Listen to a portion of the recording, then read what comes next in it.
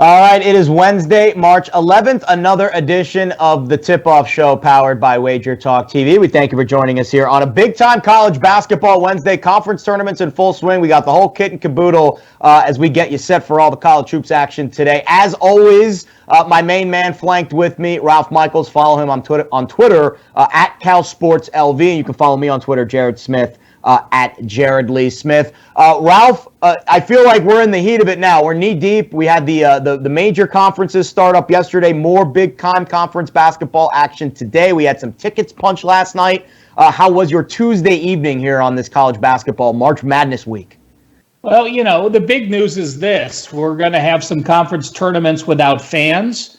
The first of which I tweeted out this morning. What's going to happen when these teams are playing without fans? Well, the Big Sky tipped off this morning at 8:30 a.m. Pacific. So you had a bunch of college kids waking up at 5:30 in the morning to go play in a gym with nobody there. Well, what happened? Like I thought it would go, it went under. Sacramento State won 62-54, went under by 11 points, even with a bunch of free throw shooting late. And the second bit of news, at least without even going into what happened yesterday, the CBI canceled their tournament because of the corona. So, that's going to make the CIT stronger if there's a CIT at all. So, the Ivy started at canceling their tournament. Now we see perhaps some more unders coming, and now the CBI. So it's clearly going to be a season that's going to be different than others. As far as yesterday's action, it was Gonzaga being Gonzaga. The Pittsburgh win surprised me. Northern Kentucky, I thought Illinois Chicago had a chance, but when you're looking at the summit, you have to remember, the horizon, you have to remember that those teams had double byes, so it's a big difference sitting and only having to win 2 games to get to the tournament like Northern Kentucky did. And, take us through the MEAC. Congrats, Jared. Just started on Sports Memo, first time as the $2 capper. And an Iona team that you and I have talked about a few times already came through for you yesterday. Congrats as the $2 capper at Sports Memo. Thank you very much, the Gales. I had to sweat that one out. They were in foul trouble the whole game. Tawan Agee fouled out of the game with like 3 minutes left. But that Crawford kid for Iona, he could probably be a starter on some high major teams. He can do it all. He's got a nice little game to him, a little back to the basket as a guard. He can shoot the 3 as well. He really carried them down the stretch. And then Isaiah Washington as well. Iona's going to be a tough out. They're the 4-time defending champs. Obviously, Tim Kluse is having his medical issues. He missed the entire season, but Iona still has a ton of talent. And they take on St. Peter's later tonight. In the quarterfinals. Speaking of the empty gyms, I spoke to Andy Toole today, who's the head coach of Robert Morris. He was one of the teams that punched a ticket last night. And he said he's already preparing his teams to play in empty gyms. They think that the first 4 in Dayton could be that way. And he kind of joked and saying, well, that's just like playing in the Northeast Conference. There's empty gyms all the time.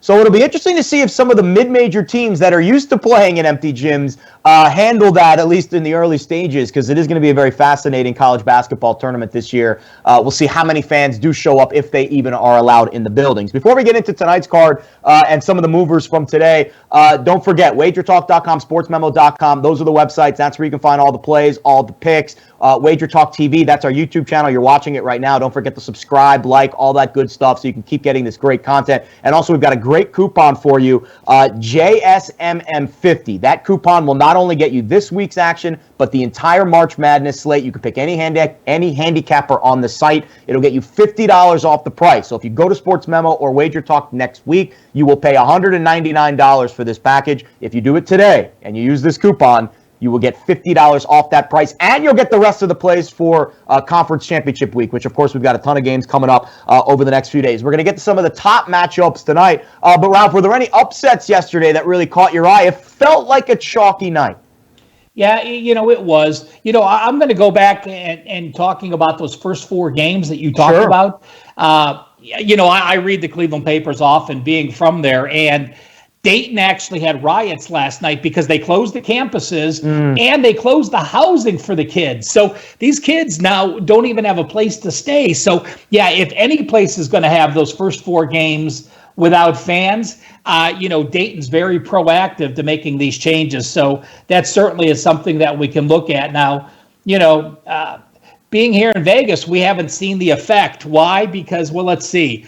Unless the casino's really closed, we're going to have fans watching college basketball. So, I look at it as, it depends on the situation you're in. But, it was a chalky day. And let me go back and pull any of those,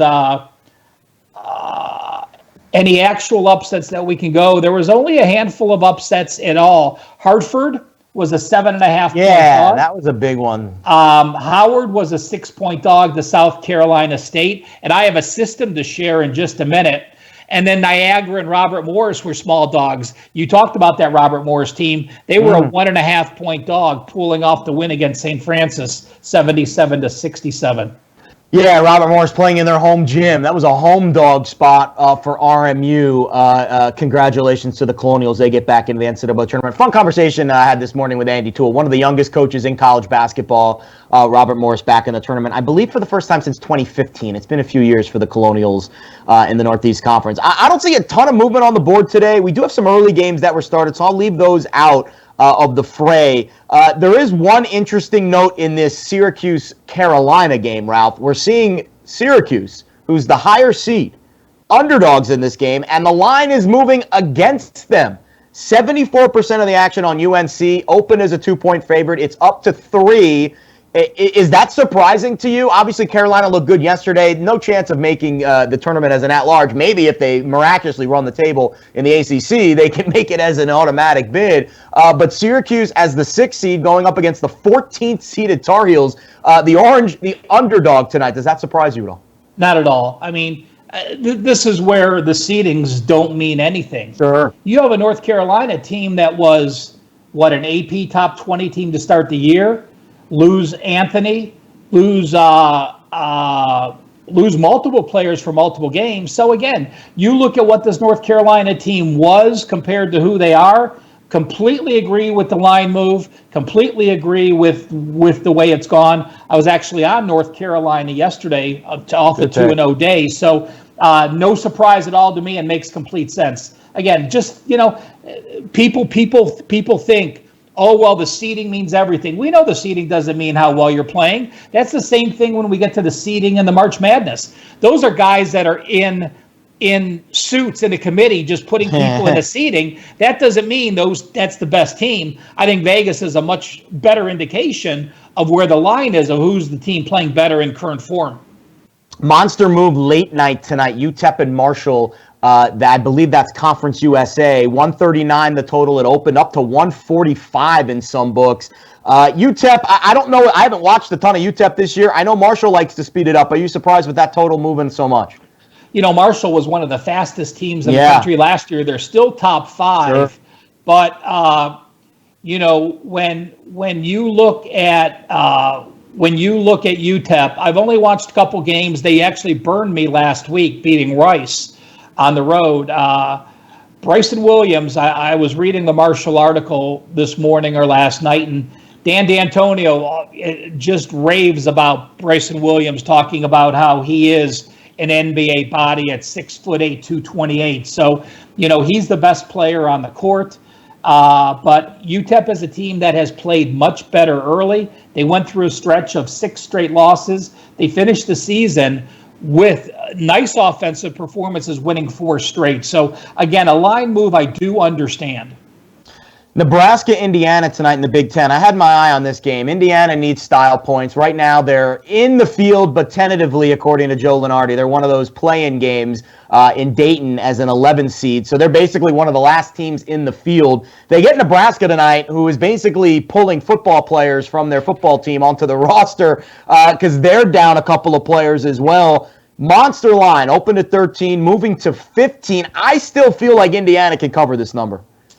I understand it, and I completely understand the line move, because Nebraska having 6 scholarship players is a story that got carried out on the AP. Yeah. And when the public sees that, they think they're getting something that nobody else knows. I mean, yeah, the whole world knows that they have two football players. Well, those two football players, one of them was an all-state player. It's probably better than the kids they have on their team. Yeah, he's a good quarterback.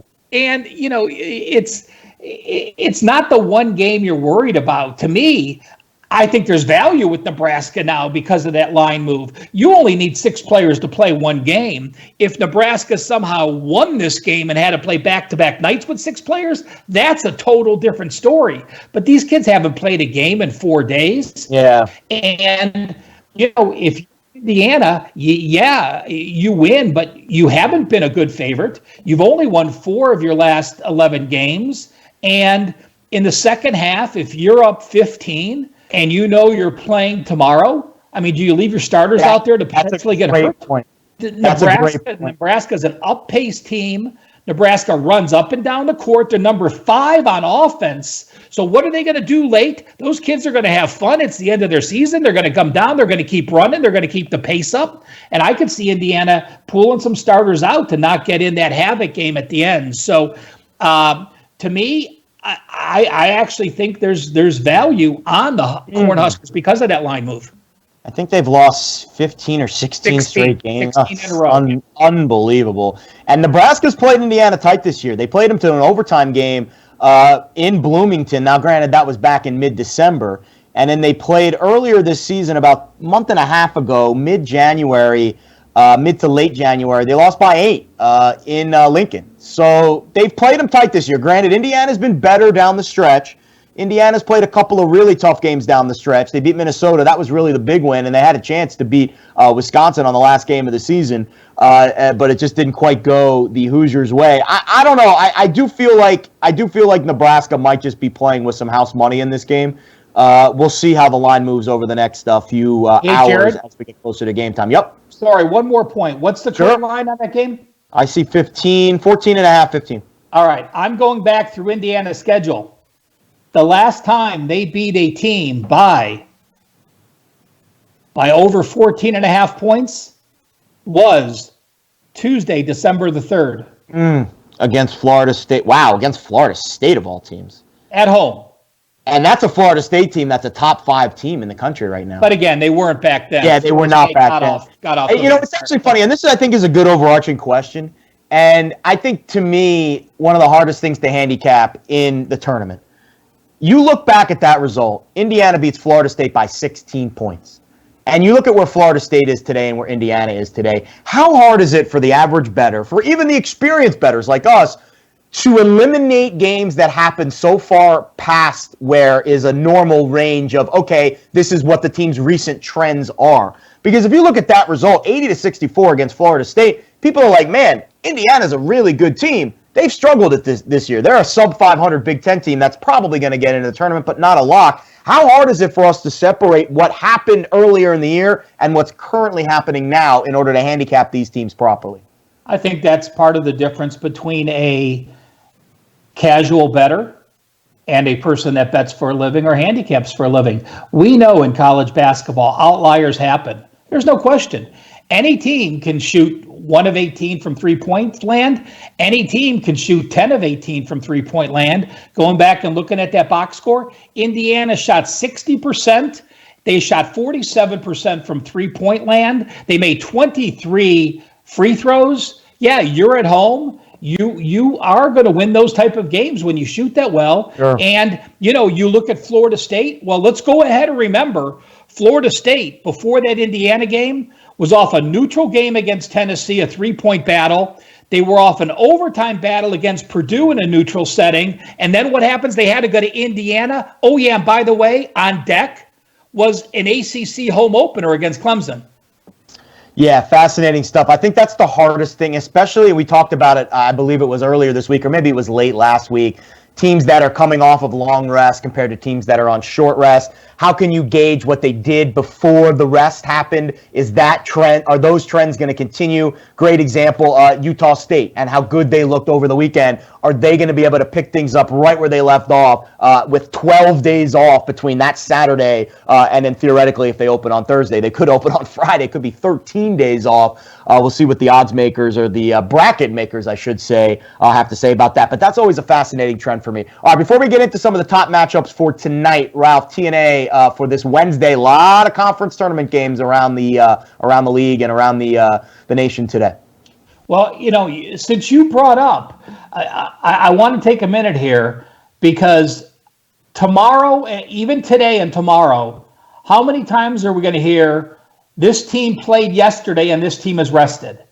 Because all the big tournaments, you have a bye at least for the top 8 teams or the top 4 teams. So you're playing a game and then you're playing another game. Well, I went back the last 6 years, Jared, and if you just blindly play the team that has rest against the unrested team, that 1 day difference, it's only a 50% play. There is no rest versus non-rest. These are 18-year-old, 19-year-old college kids. For them to play 2 games in 2 days is not a big deal. When the rest factor comes into play is when those teams win 2, 3, or 4 games that I think. So statistically, over the last 5 years, there is no edge to a team playing with 0 days rest against a team with multiple days rest in that first day of the tournament. Again, interesting. Double buys are a whole different story.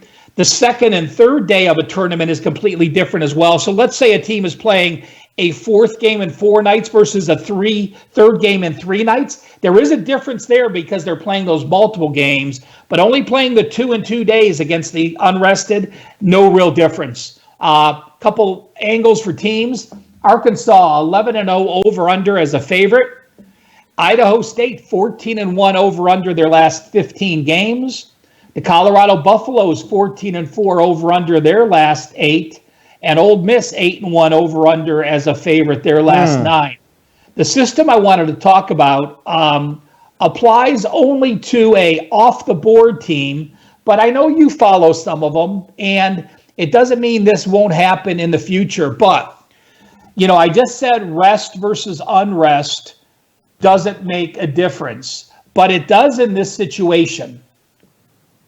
When a team has no rest and they pulled an upset as a dog of 5.5 or more against a rested foe, those teams have only gone 12 and 32, 27%. Wow. So while rest versus unrest doesn't mean anything, if that unrested team pulled an upset, that does mean something because now they're playing a better foe again. That applies to Howard tonight.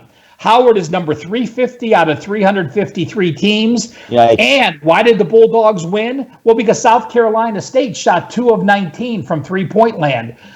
Howard is getting 10.5 against North Carolina A&T. I do like North Carolina A&T to minus the points because of that system and the outlier performance, the reason Howard won. Is that a little me action tonight? Is that the me act? You bet it. It's the me action. I love it. Yeah, and we're going to see, speaking of action, we're going to be seeing that tournament. I believe it either starts tonight or tomorrow in front of no fans, as that'll be the first tournament we see with empty arenas. I'm sure there'll be some other the Big Sky today, as I said. The Big Sky, that's right. So 2 tournaments right now are being played with empty arenas. Yeah, like I said, the Big Sky did go under the opening game. Sacramento State 62-54. That total was 127. Idaho is going to be tipping off against Southern Utah at 2 p.m. Eastern. That total is 134. And then Idaho State, although I just gave you that over number, we'll see how they react. They play Northern Arizona with a total of 141.5 at 4:30. Yeah, and then we do see the MAC tomorrow. And the MAC is typically a higher scoring league. Some very fast-paced teams in the MAC. So we'll see if those numbers are a little bit overinflated, considering they are higher-paced teams, but they're playing in that empty arena. I'll be fascinated to see how the MAC plays out this week as they play their tournament in front of no fans, just essential personnel only. All right, key matchups tonight. I think the Big East to me is the most intriguing conference tournament this week. The Big Ten I would throw in that mix as well, but the Big Ten, the games aren't that exciting tonight. I think we do have two intriguing matchups in the Big East, more for historical purposes, Ralph. St. John's and Georgetown. I mean, me growing up in the 90s, that was the matchup in the 80s and the 90s right there. I mean, they met almost every year. Patrick Ewing, Mullins, the whole kit and caboodle. Not quite as a heralded matchup this time around, but still interesting. St. John's playing on their home floor. They are laying 3 tonight. I'm seeing that line being pushed to 4. Total's dropping a little bit from 153.5 down to 151. I know Georgetown's going to be without McClung. I think their other top guard scorer, or their other top big man scorer also is going to be out tonight. Maybe that's why we're seeing the fluctuation in the total going down. But, man, St. John's has been hot from 3. They've been stroking it, especially at the Garden. They whipped up on Marquette the other day. They scored 88 on them. They dropped 91 on Creighton. Granted, that game was played at Carnesecca Arena in Queens. The total, to me, a little light. I feel like if Georgetown's shooting it even slightly better than average, this one has a chance to sail over the total, especially if the Johnnies continue to make some threes. Well, you look at, there's only one way I can look at this game, and it's St. John's.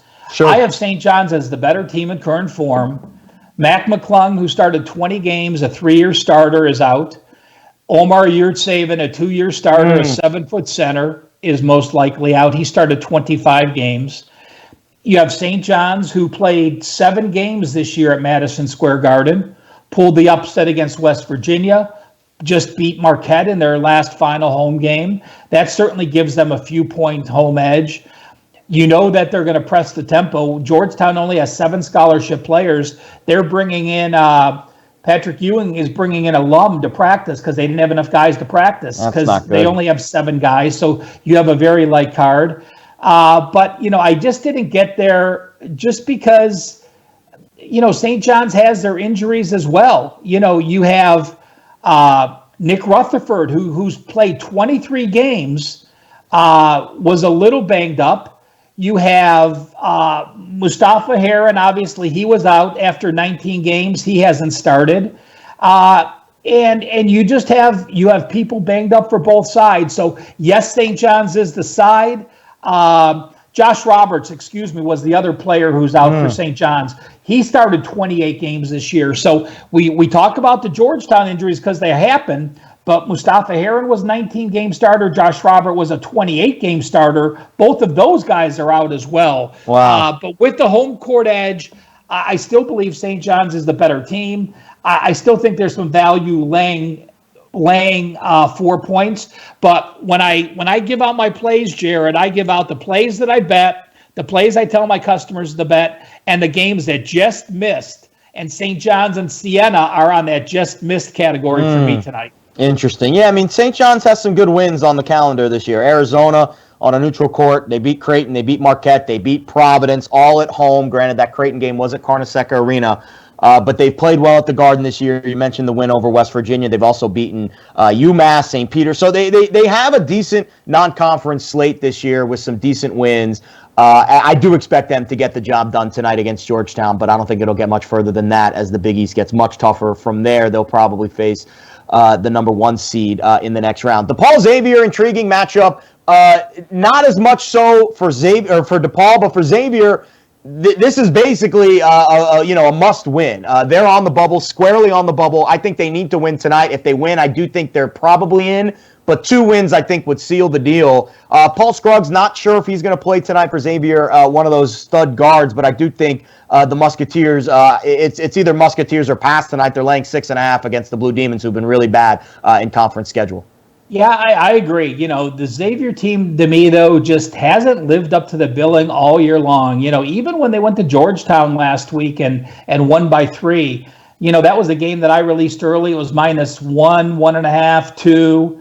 And he actually closed at 3.5. So with the Scruggs injury, Paul Scruggs started the first 28 games, the 28 of the first 29 games.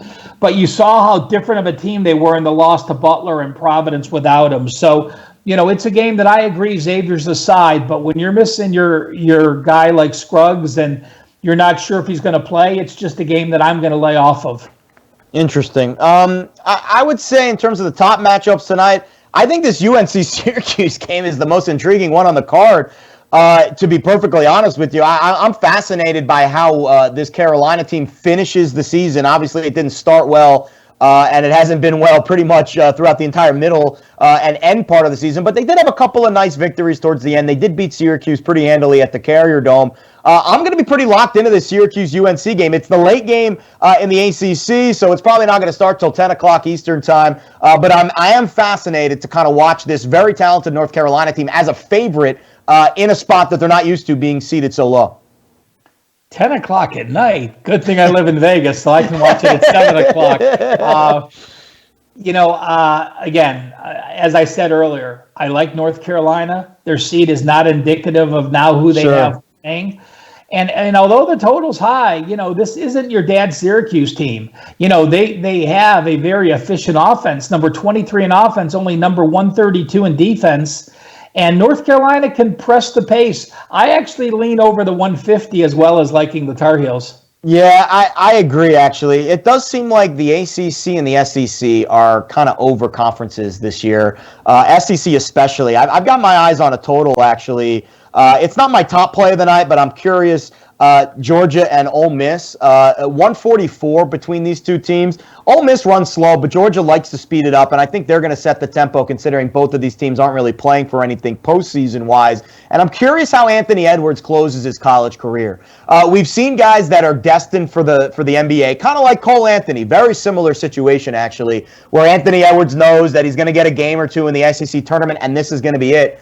For his collegiate career. I can see him putting together a 30 or 40-point game, which would certainly help in a relatively low total at 144. Georgia does like to run. Ole Miss kind of plays at a bit of a slower tempo. But on a neutral court, with Edwards closing out his career, I can see Georgia kind of establishing the tempo and dictating that pace in this game in the SEC opener.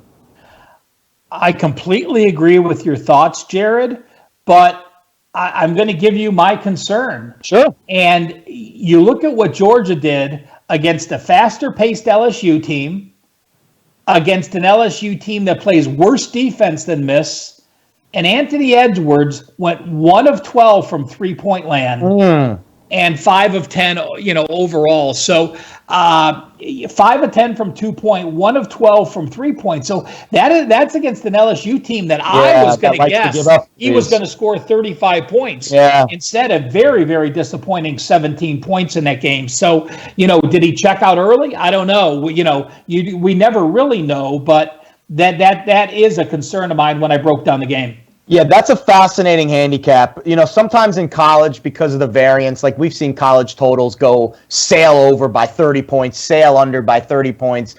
I could see him responding well from that, but it could totally go in the other direction. There is a lot of variance there. I thought 144 was a fair number in this game based on the fact that we've seen a lot of SEC totals fly over the number this year. Georgia themselves have played, they played a 99-89 game against Arkansas a couple of weeks ago. They played a 80-78 game against Vandy. That game was in Nashville a few weeks ago as well. And they even had a 105, granted it was in overtime, 105-102 loss to Alabama about a month ago. So I could see this game. I feel like we're not going to get a middle-of-the-road game, Ralph. I feel like it's going to be one extreme or the other with Anthony Edwards as he closes out his career. Another interesting game that caught my eye, and Texas State caught my eye a little bit in the Sun Belt, Ralph.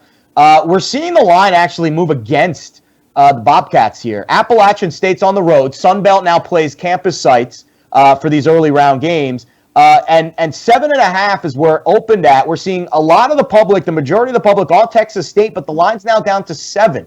Intriguing reverse line movement there. App State, they split the two matchups this year. App State protected their home floor. Texas State won very handily in San Marcos. Are you a little bit intrigued by that line movement at all? Yeah. Well, are you? You have this canny thing of just looking at my plays and knowing what I have for sale at wager.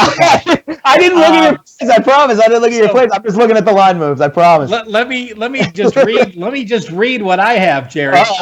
First, I'm going to say this: both teams handled their home court, but you could throw out both games. Okay. When App State went to San Marcos, they were without 2 starters. When Texas State went to App State, Texas State was without 2 starters. So both of those home games get tossed out. What I will say is this. Let me just go ahead and read my write-up. Sure. This is a first half play, Texas State -3.5 or -4. App State just hosted Coastal Carolina on Monday and had to battle back from a 15-point deficit before halftime. They now travel and take on a Texas State squad that has the Conference Player of the Year, leads the conference in margin of victory, has the number 2 efficiency ranks on both offense and defense. Bobcats have been a super strong starter at home with a lockdown defense. App State's defense has shot under 40%. Offense has shot under 40% on the road. I have an actual play and got to the window. Texas State first half. When they get later in the game, Texas State's defense doesn't have that same intensity, and they do win games at home. I think they're 14-3 at home, but they haven't had a great mark covering games. So I am on this game first half as an official play at Wager Talk. Love it. I do feel like I'm getting to the point, and I do this with Kelly a lot too, where I can look at the board and I know exactly what she's playing. And it's just because of, when you talk to people and you get inside their minds a little bit, and that's what we've done over the last couple of weeks. People, teams have tendencies, bettors have tendencies, and they like to follow certain numbers and certain trends. I had a feeling when I saw that line move that would be something that percolated with you, and I'm glad that I brought it up, because it's certainly not a game when you look at this board that jumps out at you as, oh my goodness, I must play this game. But when you see the line moves, and I feel like as hosts and as professionals at this, it's almost our job just to lead you to the water, and you have to obviously drink it, but to be able to pick out certain spots that look intriguing and then to go deeper into those games and then handicap them. First, you look at the numbers, and then you look at the actual teams themselves and the matchups. I do feel like that is something we do very well here on this show, and that is why I enjoy working with you and everyone else at Wager Talk and Sports Memo, because it certainly has helped me as a handicapper as well. Speaking of handicapping, best bets for tonight, sir. What do you got for me? Well, let's see. I think the well is dry. I will say this. We've talked about it often. College basketball postseason is a completely different handicap than the regular season. The conference tournaments are different. The NIT is different. March Madness is different. While I mentioned on the show I had my worst college basketball season ever, going back to last year's March Madness, I am now 21-4 in college postseason plays when they're rated 4% or higher. So my best bets. I do have a 5% up today. It's either $40 with a 150% guarantee, or get the 3-day all-access package for $69, or buy the entire March Madness with your MM50 coupon, JS MM50, and get my entire March Madness for only $149. So $40 for one play today, or the next 3.5 weeks for $149. All right. I had a play today on North Carolina A&T minus 10.5. That's game number 368. I have a first half play, game 670, Texas State minus 3.5. My next 2 best plays, which I did play, I did not release as plays, were St. John's and Siena. So how about a 4-pack there as a recap? Best bets, Texas State first half, North Carolina A&T. Love it. I'm going to the Big East. I'm looking at DePaul's losses over their last few games. They lost by Providence to 38, 18 to Butler, 11 to Xavier, 20 to Nova, 29 to Creighton. They haven't lost by single digits in all their losses, and there's a lot of them for DePaul. The last single-digit loss they had was on February 8th at Georgetown. That was a 4-point loss. Well, they're only laying they're only getting 6.5 tonight. I do feel like Xavier will pull away. I feel like Xavier needs the style points. Unlike a team that is resting for tomorrow, Xavier needs to show the committee that they can bury teams like DePaul, and I do think even if Scruggs does not play, if he does play, this line's going to shoot up before game time. If he does not play, I think it still stays the same. I think Xavier laying 6.5, a very fair price for the Musketeers tonight, as they need to win, and they've played well at the Garden of late. They're 6-0, or not of late, but just in the entire Big East tournament since they've joined the Big East since 2013. They are 6-0 in these opening round games. They will win. They will win handily tonight. I love Xavier laying 6.5. All right, Ralph, final thoughts before we set you loose here on a Wednesday night in college basketball. Just reading the Cincinnati Enquirer as you were giving out those plays. Coach Steele said that Paul Scruggs, who missed his last 2 games with a hamstring injury, he worked out yesterday morning, had no contact, so I don't know yet. Got to talk to our trainers, see where he's out. Hopefully he can get out here on the floor in New York before we practice. So, again, as long as he got out onto the court, I mean, the guys that don't even practice the day before, correct, they're not going to play. But with him, you're making the Xavier play going, I'm making this play knowing he's not playing. And if he plays, it just makes the play stronger. Correct? Exactly. I think Xavier can win very easily without Paul Scruggs. I like what I've seen with this Xavier team of late. They've kind of, I don't want to say cemented themselves as a team that's on the bubble. They lost their last 2 games, but they were 2 tough games against Providence and Butler. The Butler game was a heartbreaker. They lost by 1. But before that, they took care of their business against Georgetown on the road, against DePaul. And they've won some road games pretty handily this year. They won at St. John's earlier this season at the Garden. So I do think Xavier's a strong play. Najee Marshall's been great. He's the guy to watch, even if Scruggs does not play. The Xavier team with Travis Steele, a little unknown commodity there at head coach, but he's played. He's gotten this team into a position to make the tournament, and I do think that they will seal the deal tonight. So give me the Musketeers. All right, don't forget, wagertalk.com, sportsmemo.com, Wager Talk TV. That is the YouTube channel. Subscribe to that. Head to our websites. Check out all the plays. That code, JSMM50. That code will get you $50 off the entire March Madness package for any handicapper on our site. And to put that in perspective, if you go to our site on Monday, after that bracket is released, you're going to pay $200 for that. You're going to pay $149 today if you use that promo code to get you $50 off the entire March Madness package. Any handicapper on our site, JSMM50. Be sure to go to sportsmemo.com, wagertalk.com, buy those coupons. Head to our website as well for all the trends, all the angles, all that good stuff. We've got it all for you. And enjoy the college basketball card tonight for the tip-off show here on Wager Talk TV. I'm Jared Smith. Ralph Michaels saying good night.